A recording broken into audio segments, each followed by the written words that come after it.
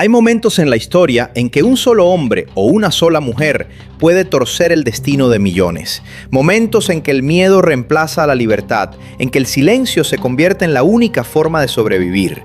Hoy vamos a hablar de esos momentos. Vamos a hablar de los dictadores que no solo dominaron sus propios países, sino que dejaron una marca profunda e indeleble en América Latina, en su economía, en su cultura, en su psicología colectiva. Porque el autoritarismo no ocurre en el vacío.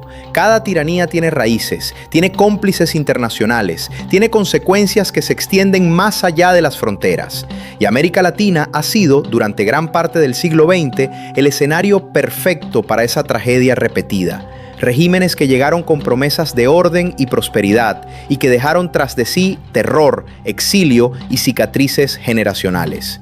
Prepárate para un recorrido por la historia más oscura y más necesaria, porque entender el pasado es la única forma de no repetir. Antes de Hitler, antes de Franco, antes de Pinochet, existió Benito Mussolini, el hombre que en 1922 marchó sobre Roma con sus camisas negras y convenció a un rey de entregarle el poder, el hombre que inventó la palabra fascismo, el hombre cuya sombra alcanzó las costas del Río de la Plata de una manera que pocos imaginan. Mussolini construyó un Estado basado en el culto al líder, la subordinación del individuo a la nación y el desprecio absoluto por la democracia. Su modelo era simple, pero devastador. El Estado lo es todo, el ciudadano no es nada. La propaganda, el control de la prensa, los escuadrones paramilitares que silenciaban a los opositores, todos esos instrumentos fueron perfeccionados en Italia antes de ser exportados al mundo. Pero ¿cómo llegó el fascismo italiano a América Latina? La respuesta está en la inmigración. Entre fines del siglo XIX y principios del XX, millones de italianos cruzaron el Atlántico para establecerse en Argentina, Brasil, Uruguay y Chile. Y con ellos viajaron también las ideas. En Argentina, organizaciones fascistas italianas operaban abiertamente durante los años 30.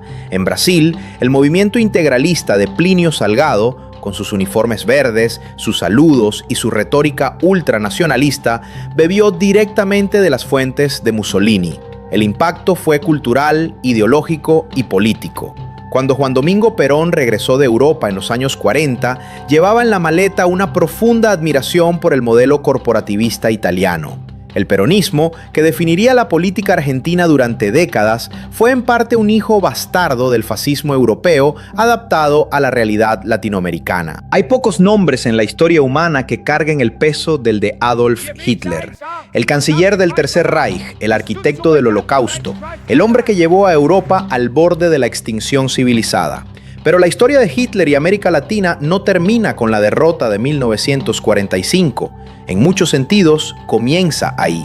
Cuando el Reich se derrumbó, miles de criminales de guerra nazis huyeron por las llamadas rutas de las ratas, redes organizadas de escape que usaban documentos falsos, redes eclesiásticas corruptas y complicidades diplomáticas para llegar a Argentina, Brasil, Paraguay, Bolivia y Chile. Se calcula que entre 10.000 y 50.000 nazis llegaron a América Latina después de la guerra. Entre ellos estaba Adolf Eichmann, el organizador logístico del exterminio de 6 millones de judíos, quien vivió tranquilamente en Buenos Aires bajo el nombre de Ricardo Klement hasta que el Mossad lo capturó en 1960. Estaba Josef Mengele, el ángel de la muerte de Auschwitz, que murió en Brasil en 1979 sin haber pisado un tribunal. Estaba Klaus Barbie, el carnicero de Lyon, que en Bolivia trabajó como asesor de inteligencia para dictaduras militares. Y aquí está el punto más oscuro. Los nazis no llegaron a América Latina para esconderse solamente, llegaron para seguir trabajando. Barbie entrenó a escuadrones de la muerte bolivianos. Otros colaboraron con las policías secretas de regímenes militares que adoptaron técnicas de terror directamente del manual nazi. La conexión no es metafórica. Es histórica, documentada, concreta. Francisco Franco gobernó España durante 40 años con mano de hierro. Llegó al poder tras una brutal guerra civil en la que murieron entre 500.000 y 1 millón de personas, y se mantuvo en él gracias a la represión sistemática, al nacionalcatolicismo y al apoyo inicial de Hitler y Mussolini. Pero Franco, a diferencia de sus aliados fascistas, sobrevivió a la Segunda Guerra Mundial, y esa supervivencia tuvo consecuencias profundas para el mundo hispanohablante. La relación de Franco con América Latina fue compleja y contradictoria. Por un lado, su régimen persiguió y ejecutó a miles de republicanos españoles, muchos de los cuales encontraron refugio en México gracias a la generosidad del presidente Lázaro Cárdenas. La comunidad de exiliados republicanos españoles en México fue una de las más brillantes del siglo XX. Escritores, científicos, filósofos y artistas que enriquecieron enormemente la cultura mexicana. Por otro lado, el franquismo ejerció una influencia ideológica real sobre sectores conservadores y militares de América Latina. La idea de una hispanidad unida por la fe católica y los valores tradicionales, opuesta al comunismo y al liberalismo anglosajón, encontró eco en Argentina, Chile y Colombia. Cuando llegaron las dictaduras militares latinoamericanas de los años 70, muchos de sus ideólogos habían bebido de las fuentes del nacionalcatolicismo franquista. Franco murió en 1975 en su cama, lo cual es en sí mismo un escándalo histórico, pero la España que dejó tardó décadas en sanar, y América Latina, que había recibido tanto del exilio republicano, también tuvo que enfrentar la herencia del franquismo en sus propias instituciones militares y eclesiásticas. Mao Zedong gobernó China con una visión que combinaba marxismo, nacionalismo y una brutalidad sin precedentes. Su gran salto adelante causó la mayor hambruna de la historia humana, entre 30 y 55 millones de muertos. Su revolución cultural destruyó una generación entera de intelectuales y artistas. Y sin embargo, para muchos jóvenes latinoamericanos de los años 60 y 70, Mao era un héroe. El maoísmo llegó a América Latina como una alternativa más radical al comunismo soviético, al que se consideraba burocrático y traicionero. El Partido Comunista del Perú, conocido como Sendero Luminoso, adoptó el pensamiento maoísta como guía y desató una de las guerras internas más sangrientas de la historia latinoamericana. Entre 1980 y 2000, el conflicto entre Sendero Luminoso, el Estado peruano y otros grupos armados causó aproximadamente 70.000 muertes. En Colombia, grupos maoístas contribuyeron a crear un paisaje guerrillero fragmentado que décadas después sigue siendo difícil de desmantelar. En Bolivia, Ecuador y otros países, pequeños grupos maoístas mantuvieron una presencia que, aunque nunca llegó al poder, contribuyó a radicalizar los conflictos sociales. La paradoja del maoísmo en América Latina es cruel. Una ideología nacida en la miseria campesina china, que prometía liberar a los más pobres, terminó siendo responsable de masacres de campesinos, destrucción de comunidades indígenas y décadas de violencia que frenaron el desarrollo de los países más pobres del continente. El 11 de septiembre de 1973, los aviones de la Fuerza Aérea de Chile bombardearon el Palacio de la Moneda. Salvador Allende, el presidente elegido democráticamente, murió en ese edificio. Y comenzó una de las dictaduras más documentadas, más estudiadas y más influyentes de la historia latinoamericana. Augusto Pinochet gobernó Chile durante 17 años. En ese tiempo, al menos 3.200 personas fueron ejecutadas o desaparecidas. Más de 40.000 fueron torturadas. Cientos de miles debieron exiliarse. La Villa Grimaldi, el Estadio Nacional convertido en campo de detención, la DINA como máquina de terror. Estas no son metáforas, sino lugares reales, donde ocurrieron crímenes reales contra personas reales. Pero Pinochet fue también un experimento económico. Los llamados Chicago Boys, economistas formados en la Universidad de Chicago bajo la influencia de Milton Friedman, convirtieron a Chile en el primer laboratorio mundial del neoliberalismo. Privatizaciones masivas, desregulación financiera, eliminación de subsidios, apertura comercial radical.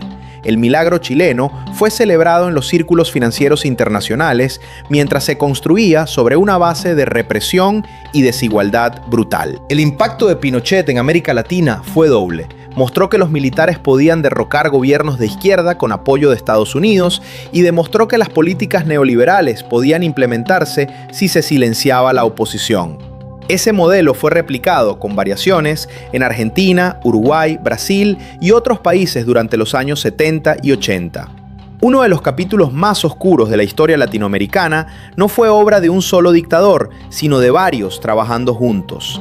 La Operación Cóndor fue una red de coordinación entre los servicios de inteligencia y represión de Argentina, Chile, Uruguay, Paraguay, Bolivia y Brasil, creada en 1975 con apoyo activo de la CIA norteamericana. El objetivo era simple y siniestro: eliminar opositores políticos más allá de las fronteras nacionales. Un exiliado chileno en Argentina no estaba a salvo. Un militante uruguayo en Brasil podía ser secuestrado y entregado a su gobierno. Un político argentino en Europa podía ser asesinado en Madrid o en Roma. Los tentáculos del Cóndor llegaban a todo el mundo. Se calcula que la Operación Cóndor fue responsable de al menos 60.000 muertes y 400.000 detenciones. Entre sus víctimas estuvieron el expresidente boliviano Juan José Torres, asesinado en Buenos Aires en 1976, y el líder democristiano chileno Orlando Letelier, asesinado con una bomba en Washington, D.C. ese mismo año. La Operación Cóndor es el símbolo más claro de algo que a veces olvidamos. Las dictaduras no son accidentes aislados, son sistemas, son redes, son proyectos políticos que tienen financiadores, asesores, cómplices internacionales. Y cuando varios de esos sistemas se unen, el terror se multiplica de manera exponencial. ¿Qué queda después de una dictadura? Esa es quizás la pregunta más importante de todas, y la respuesta es compleja, dolorosa y a veces sorprendente. Queda el trauma generacional. Las sociedades que vivieron dictaduras desarrollan patrones colectivos de miedo, desconfianza y silencio que se transmiten de padres a hijos. La psicología del sobreviviente, del exiliado, del que perdió a alguien y nunca supo dónde está enterrado, no desaparece con la democracia. Se incrusta en la cultura, en las familias, en la forma de relacionarse con el poder. Queda la impunidad. En la mayoría de los países latinoamericanos, los responsables de las dictaduras nunca fueron debidamente juzgados. Pinochet murió bajo arresto domiciliario, no en una celda. Los jerarcas argentinos tardaron décadas en ser condenados y muchos murieron antes de ver la justicia. Esa impunidad no es solo injusticia para las víctimas, es una señal para el futuro sobre qué tan grave puede ser violar los derechos humanos.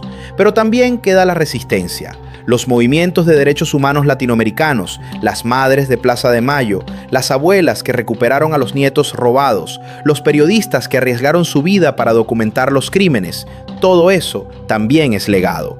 Y es un legado poderoso que ha inspirado a movimientos de todo el mundo. Y queda la memoria. La memoria como acto político, la decisión de recordar a los muertos, de pronunciar sus nombres, de no dejar que el tiempo borre lo que pasó, porque los dictadores siempre apuestan por el olvido y la mejor manera de derrotarlos, incluso después de muertos, es recordar. Podría pensarse que este es un viaje al pasado, que los dictadores que hemos mencionado hoy son figuras históricas, remotas, que pertenecen a otro siglo y a otra realidad, pero sería un error peligroso pensarlo. Los mecanismos del autoritarismo no han desaparecido.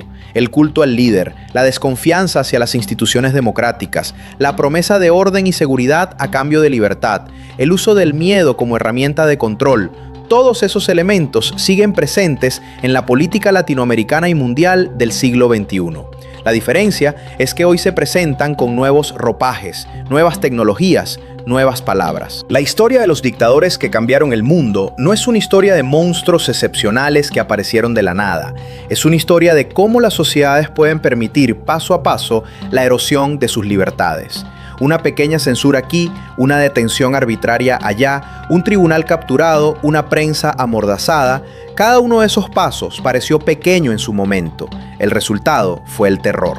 Entender esa historia es, quizás, la única vacuna real contra su repetición. No la vacuna perfecta, no la garantía absoluta, pero sí la herramienta más poderosa que tenemos, el conocimiento de lo que los seres humanos son capaces de hacerse entre sí y la decisión consciente de no mirar para otro lado cuando el autoritarismo comienza a mostrar su rostro. Gracias por acompañarnos en este recorrido. Si este video te pareció importante, compártelo. La historia necesita ser contada, los muertos necesitan ser recordados y el futuro necesita que los vivos estén atentos.